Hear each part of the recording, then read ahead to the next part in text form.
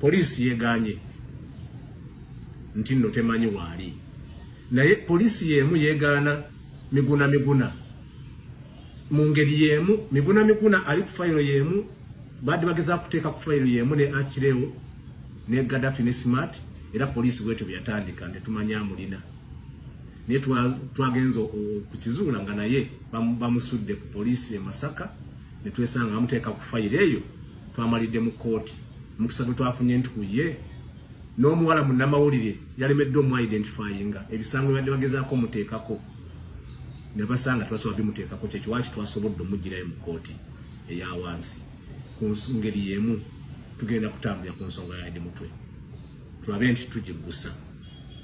Era bwe baba tebamuleese, omulimu gwaffe nga bannamateeka kuteekayo biwandiiko gye tuyita habeas corpus, nti omuntu amulete mu kooti, babuulire kooti waaki bakyamulina wabweru w'amateeka, naddala kati ng'essaawa 48 zikkirizibwa zimaze okuggwako. Ti muganda waffe yonna gy'ali yandibadde bw'aba alina omusango gwe yazza atwalibwa mu kooti kuba ge mateeka. Era ekigenda mu maaso kyonna kati kimanya mateeka.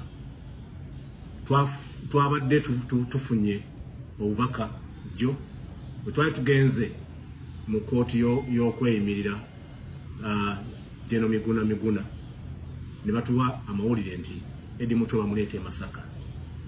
Twabadde ku poliisi e Masaka olunaku lwonna, twavuddeyo ssaawa bwezi 12 nga Eddie Mutwe bwe batugamba nti bamuleeta Masaka tebanamutuusaayo. Naye ensonga lwaki tusuubira nti kituufu bamuleeta Masaka, fayiro ya bannaffe baganda baffe Bakireewo, ensonga ya Eddie Mutwe yatandika okuva lunaku lwasooka.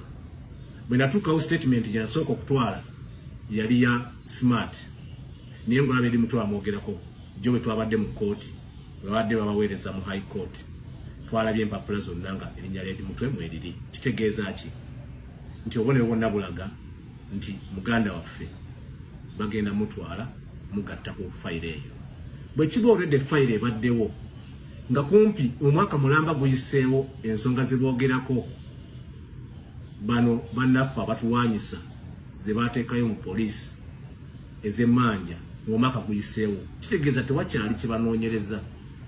Mu mateeka babadde bamutwala butwazi ne bamugatta ku fayiro ne tuyitawo ne tugenda mu kooti. So kakati essaawa eno kujjako nga bali mutulugunya bakyakikwata ku fayiro eyo, tewali nsonga lwaki Eddie Mutwe bamusigaza. Kye tusuubira bwe banaamutuusa ku poliisi e Masaka baba balina omuggyako statement. Bwamala okumuggyako statement ye, olwo alyoka ayongerebwe ku fayiro eri agende w'omulamuzi e Masaka era ayite mu process nga bannaffe gye bakola ki gye babayisaamu. So lyessuubi lye tulina ku Eddie Mutwe essaawa zino, naye tugenda kwongera okugoberera ensonga eno. Buli akanaaba kaguddewo tujja kuba tukabuulira eggwanga. Polisi yeganye nti nno temanyi waali. Naye polisi yemu yegaana Miguna mu ngeri yemu. Miguna ali ku fayiro yemu, badde bagezaako kuteeka ku fayiro yemu ne Akireo ne Gaddafi ne Smart, era polisi bwetyo byatandika tetumanya mulina. Naye twagenza kukizuula nga naye bamusudde ku polisi e Masaka, ne twesanga amuteeka ku fayiro eyo, twamalidde mu kooti. Mukisa gwe twafunye nti kuye n'omuwala munnamawulire yalemedde omu identifyinga ebisango byadde bagezaako muteekako, ne basanga twasobola bimuteekako. Kyekyo waaki twasobodde omugirayo mu kooti eya wansi. Ku ngeri yemu tugenda kutambulira ku nsonga ya Eddie Mutwe, tulabe nti tugiggusa. Era bwe baba tebamuleese, omulimu gwaffe nga bannamateeka kuteekayo biwandiiko gye tuyita habeas corpus, nti omuntu amulete mu kooti, babuulire kooti waaki bakyamulina wabweru w'amateeka, naddala kati ng'essaawa 48 zikkirizibwa zimaze okuggwako. Polisi yeganye nti nno temanyi waali.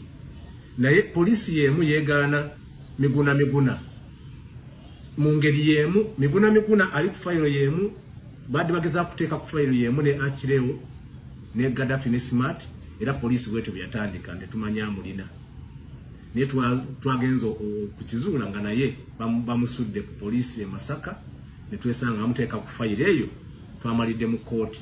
Mukisa gwe twafunye nti kuye n'omuwala munnamawulire yalemedde omu identifyinga ebisango byadde bagezaako muteekako, ne basanga twasoba bimuteekako kyekyo waki twasobodde omugirayo mu kooti eya wansi ku ngeri yemu tugenda kutambulira ku nsonga ya Edi Mutwe tulabe nti tugigusa era bwe baba tebamuleese omulimu gwaffe nga bannamateeka kuteekayo biwandiiko gye tuyita habeas corpus nti omuntu amuleete mu kooti babuulire kooti lwaki bakyamulina wabweru w'amateeka naddala kati ng'essaawa 48 zikkirizibwa zimaze okuggwako bwe kiba olwedde fayiro ebaddewo nga kumpi omwaka mulamba guyiseewo ensonga ze boogerako bano bannaffe abatuwaanyisa ze baateekayo mu poliisi ez'emmanja ng'omwaka guyiseewo kitegeeza tewakyali kye banoonyereza mu mateeka ababadde bamutwala butwazi ne bamugatta ku fayiro ne tuyitawo ne tugenda mu kooti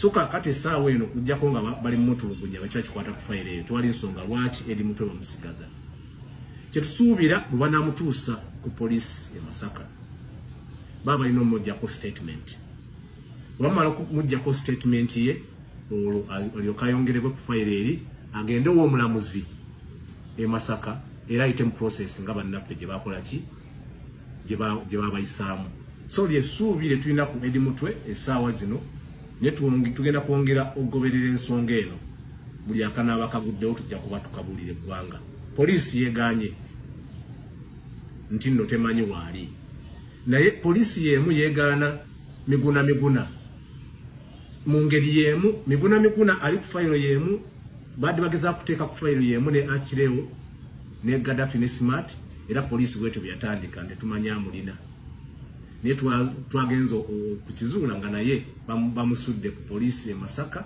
ne twesanga amuteeka ku fayiro eyo twamalidde mu kooti mukisa gwe twafunye nti kuye n'omuwala munnamawulire yalemedde omu-identifyinga ebisango bibadde bagezaako muteekako ne basanga twasoba bimuteekako kyekyo waki twasobodde omugirayo mu kooti eya wansi ku ngeri yemu tugenda kutambulira ku nsonga ya Edi Mutwe tulabe nti tugigusa era bwe baba tebamuleese omulimu gwaffe nga bannamateeka kuteekayo biwandiiko gye tuyita habeas corpus nti omuntu amuleete mu kooti babuulire kooti lwaki bakyamulina wabweru w'amateeka naddala kati ng'essaawa 48 zikkirizibwa zimaze okuggwako kati eddakiika yonna gye bongera omukwata eri wabweru okubeera nga bamulina ate nnamutwala mu kooti ebeera wabweru w'amateeka si lwakuba ntukyewuunya naye twongera okyogerako ti muganda waffe yonna gy'ali yandibadde bw'aba alina omusango gwe yazza atwalibwa